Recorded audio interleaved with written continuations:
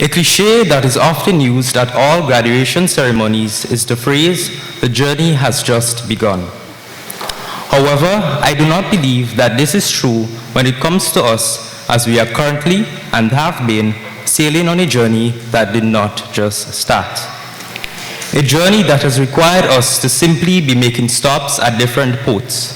This port was called HSS, and the one before for me, Harveyville Government School. We all came from different places, but our lives were destined to intertwine at this avenue. We were meant to sit here together in this place at this time. We have successfully completed our secondary education. We can proudly call ourselves the Hillsborough Secondary School graduating class of 2022. Congrats to us all on this momentous achievement. My friends, let us imagine our lives as a voyage. We are about to leave this port after a brief stay and continue on our journey to our next stop. We are about to cross the torrential waters of life and overcome the minor obstacles that will challenge us between where we are now and where our next stop may be. We fought a pandemic with the little preparation that we had, and with faith, courage, and persistence, we overcame the major hindrances. Our team today speaks of overcoming adversities during a global pandemic, and I think our class can especially attest to this, as we were temporarily thrown off course when the pandemic hit. We were almost to the end of our second term in Form 3, a most pivotal juncture in our secondary school life, as this is the point of commencement of the CSEC program. For a lot of us, this was indeed a challenge, but we faced this new normal head-on. As Zig Ziglar says, sometimes adversity is what you need to face in order to become successful. Another quote from an unknown author states, "It doesn't get easier, you just get stronger." And in fact, that is what we did. As we leave HSS, this is where the voyage will take a sudden shift from easygoing and relaxing to stressful, demanding, and perhaps fearful. This is where we are going to be rocked from side to side. This is where we are going to throw up due to how life could get rough from time to time, and this is where we must endure the burden of making crucial life decisions. We have sailed our way through the first one part of this voyage. A quarter of this voyage reflects our time at the prestigious Hillsborough Secondary School. Our secondary school experience is one of love, joy, and jokes, but one thing about this class, we know when to be serious. Well, sometimes. No matter how many times the teachers complain about us being too loud or laughing too much, at the end of the day, they must admit that we are one of the best classes ever to walk this institution. Isn't that true?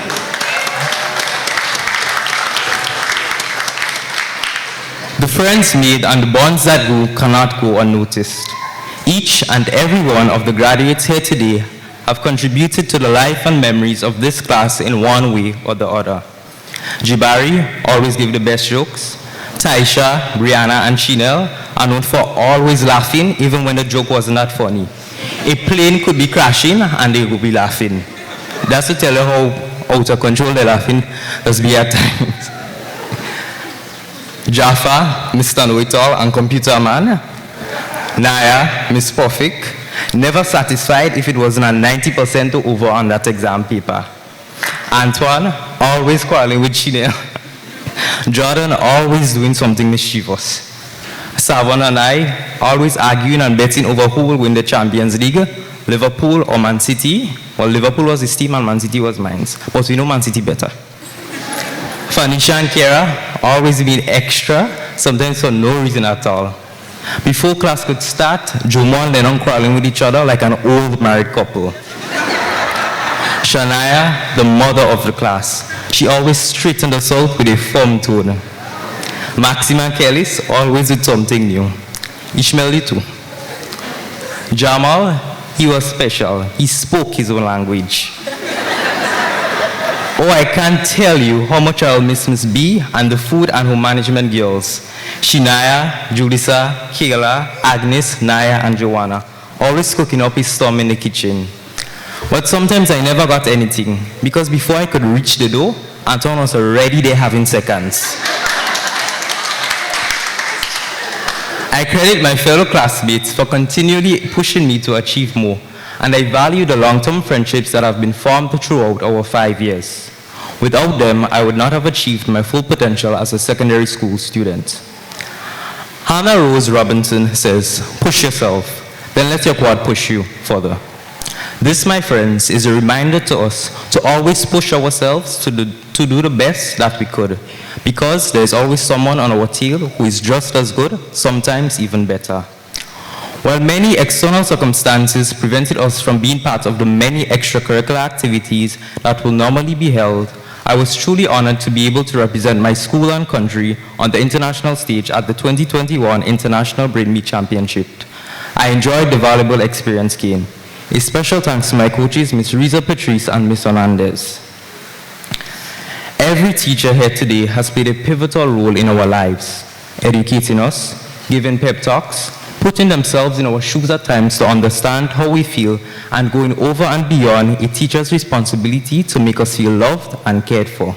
We are eternally grateful to all of you, and we appreciate your efforts to bring us to this point in our lives. There are some teachers' voices I would not be able to get out of my head. Every year when sports came around, Miss Bain went around the whole school shouting, "Yellow, yellow!"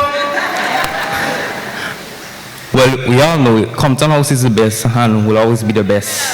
Mr. Noel, Miss Bain, Miss Logan, and Miss Mapp can all attest to this.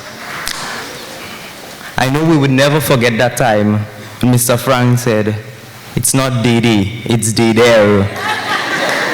Unfortunately, he's not here with us today due to an injury. Get well soon, Mr. Frank. I will never forget when Jomo saw Mr. Mose, past teacher of the school, chilling on the block and drinking his beer, and said, "Mr. Mose, you're making a line, boy." Mr. Mose said, "No, I'm making a gospel." To our hard-working principal, Mr. Lendo, you're a true example of someone with pride and who wants the best for their students.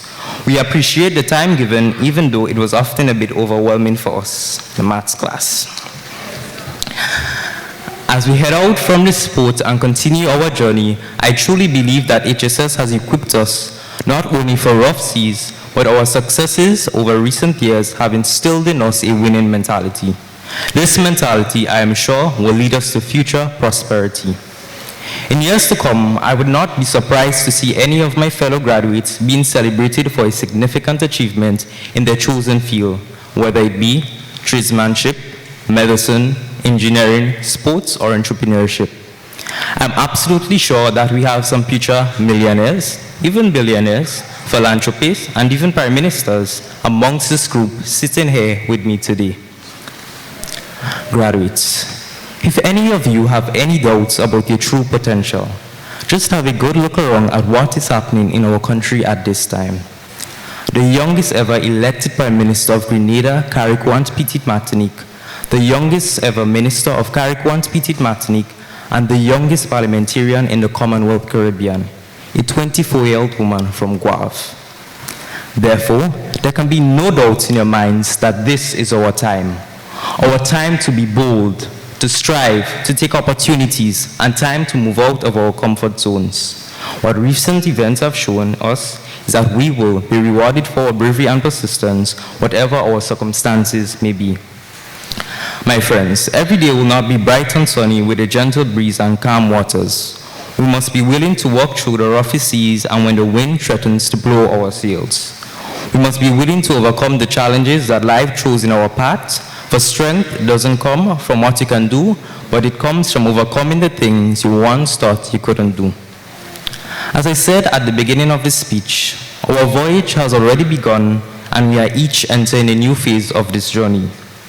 Fellow graduates, ask yourselves this question.